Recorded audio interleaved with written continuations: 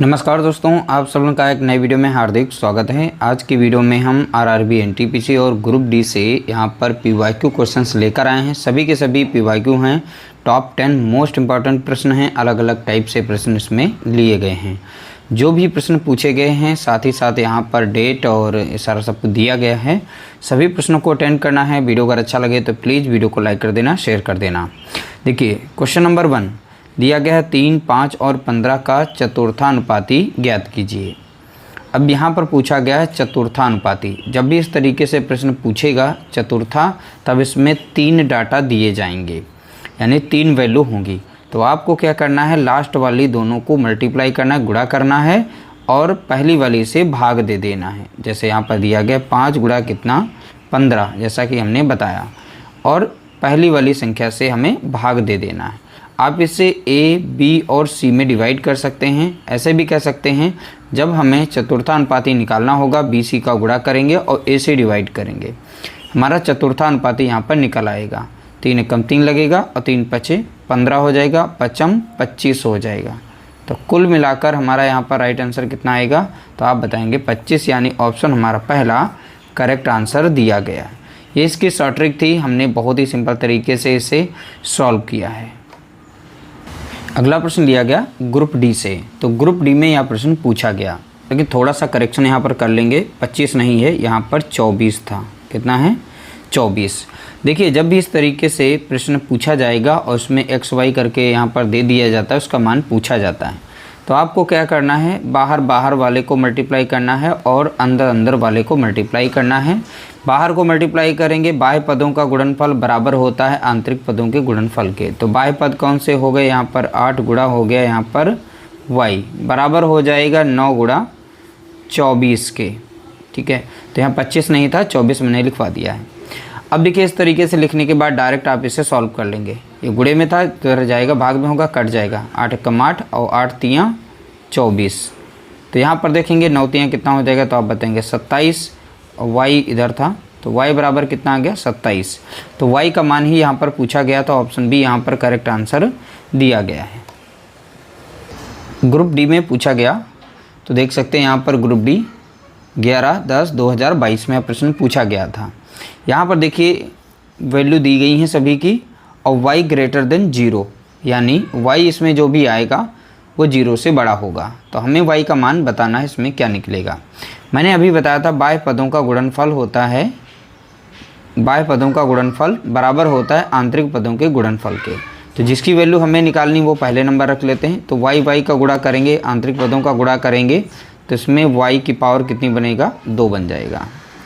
बाह्य पदों का गुणनफल यानी 144 यहाँ पर रहेगा, गुणे में कितना हो जाएगा, 225 हो जाएगा। यहाँ से जब स्क्वायर हटेगा तो यहाँ पर अंडर रूट लग जाएगा, यानी 144 गुणे कितना हो जाएगा, 225 हो जाएगा। 144 एक परफेक्ट स्क्वायर नंबर है, तो इसका स्क्वायर रूट कितना हो जाएगा, तो आप बताएंगे 12 हो जाएगा। तो इसका भैया अंडर रूट ख़त्म हो जाएगा गुणे में। यहाँ 25 का देखेंगे, तो ये स्क्वायर रूट किसका है, तो आप बताएंगे ये 15 का है। स्क्वायर नंबर है, 225 स्क्वायर नंबर है, इसका स्क्वायर रूट कितना हो जाएगा, 15। अब दो नंबर्स का हम यहाँ पर गुणा करेंगे, तो 15 दूनी 30, बचेगा 3, 15 कम 15 3 18, यानी 180। तो यहाँ पर करेक्ट आंसर y बराबर कितना आ गया, तो आप बताएंगे 180, यानी ऑप्शन डी हमारा यहाँ पर करेक्ट आंसर दिया गया है। अगला प्रश्न दिया गया 16 और 40 का तृतीय अनुपाती क्या होगा। अब देखिए यहाँ पर तृतीय अनुपाती पूछा गया। आरआरबी एनटीपीसी 20/1/2021 में यह प्रश्न पूछा गया। देखिए, जब भी तृतीय अनुपाती पूछे तो आप देखिए a और b वैल्यू होगी, तो b का आप कर देंगे स्क्वायर और a से कर देंगे डिवाइड।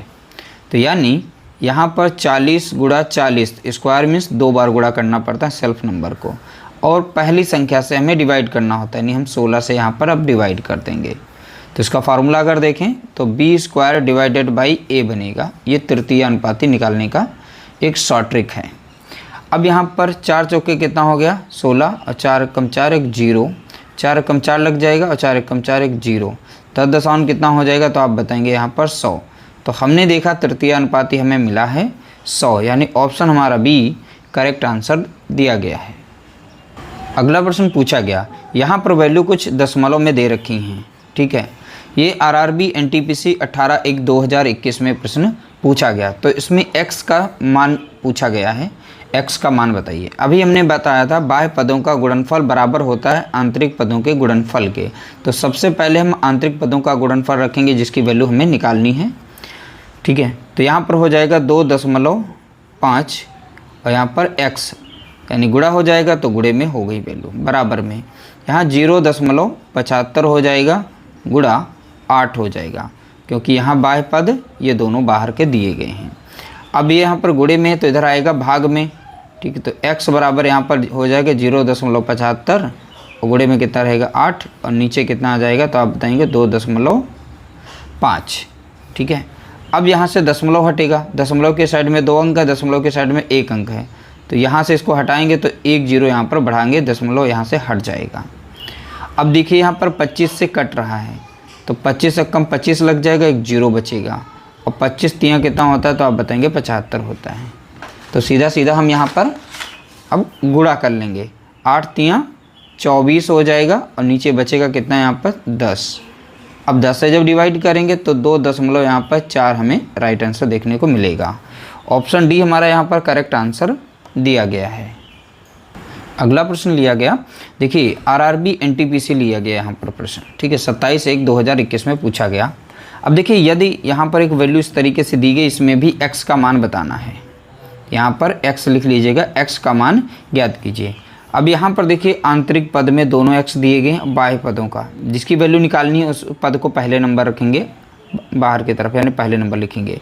x का गुणा करेंगे, इन दोनों का आंतरिक पदों का गुणनफल करेंगे तो x² बन जाएगा, बराबर हो जाएगा इन दोनों के गुणनफल के, यानी 9 × 49 के, ठीक है। यहाँ से इसकी पावर को जब हटाएंगे तो यहाँ पर अंडर रूट आ जाएगा, तो 9 गुणा कितना हो जाएगा तो आप बताएंगे 49 हो जाएगा। अब देखिए 9 भी परफेक्ट स्क्वायर नंबर है, 49 भी परफेक्ट स्क्वायर नंबर है, तो 9 का स्क्वायर रूट कितना बन जाएगा 3 और 49 का कितना बन जाएगा 7 बन जाएगा। तो 7 यहाँ कितना हो जाएगा तो आप बताएंगे 21। इस तरह से x बराबर कितना आ गया तो आप बताएंगे 21, यानी ऑप्शन बी हमारा यहाँ पर करेक्ट आंसर दिया गया है। अगला प्रश्न दिया गया, यदि यहाँ पर वैल्यू कुछ इस तरीके से दी गई तो x का मान ज्ञात कीजिए। ग्रुप डी में पूछा गया 11/10/2022 में। बाह्य पदों का गुणनफल अब रखेंगे क्योंकि x यहाँ पर लगा हुआ है, तो इसलिए यहाँ पर हो जाएगा 12x बराबर में कितना हो जाएगा 3 गुणा कितना 8, आंतरिक पदों के गुणनफल के बराबर, इसलिए आंतरिक पदों का गुणनफल करके हमने यहाँ पर लिख दिया है। अब यहाँ पर x बराबर कितना हो जाएगा आप बताएंगे, डायरेक्टली भी काट सकते हैं, तो चलिए हम इसे लिख करके ही यहाँ पर काट देंगे। 3 कम 3 कट जाएगा, 3 चौके 12 लग जाएगा, 4 कम 4 कटेगा और 4 दूनी 8 कटेगा, यानी x बराबर कितना आ गया तो आप बताएंगे 2, ठीक है। ऑप्शन बी हमारा यहाँ पर करेक्ट आंसर दिया गया है। अगला प्रश्न पूछा गया, कुछ इस तरह से वैल्यू को रखा गया था, ठीक है, एनटीपीसी के द्वारा पूछा गया, यहाँ पर x का मान बताना है। जब भी इस तरीके से प्रश्न आएगा आप क्रॉस गुणा करिएगा, इसको इस साइड में गुणा करिए, इसको इस साइड में गुणा करिए, इसके साथ गुणा करेंगे तो कितना मिल जाएगा 121 और x बनेगा, इधर मिलेगा 12.1 गुणे में 0.121 बनेगा यहाँ पर। अब यहाँ पर एक गुणे में तो वैल्यू को इस साइड में भेज देंगे, ठीक है, इस साइड में भेजेंगे तो x बराबर हम लिखेंगे, समझाने के लिए थोड़ा सा समझ ले रहे हैं, बाकी अब कोई दिक्कत नहीं, इसे सॉल्व कर सकते हैं आप बहुत ही आसानी से। नीचे वैल्यू कितनी आ जाएगी 121 आ जाएगी। देखिए यहाँ से दशमलव हटाएंगे तो 1 0 बढ़ाएंगे यहाँ पर, क्योंकि दशमलव के साइड में 1 अंक है तो इसको हटाएंगे यहाँ से तो 1 0 बढ़ा सकते हैं। अब ये 121 एक बार में कटेगा, 121 एक बार में कटेगा, नीचे कितना बचा है 10 बचा है, ठीक है। अब यहाँ से देखेंगे अगर दशमलव हटाएं तो 3 अंक हैं इस साइड में, तो 3 0 बढ़ेंगे, तो 3 यहाँ से दशमलव हटाएंगे तो यहाँ पर हम 3 0 बढ़ा सकते हैं। टोटल यहाँ पर नीचे 10,000 हुआ।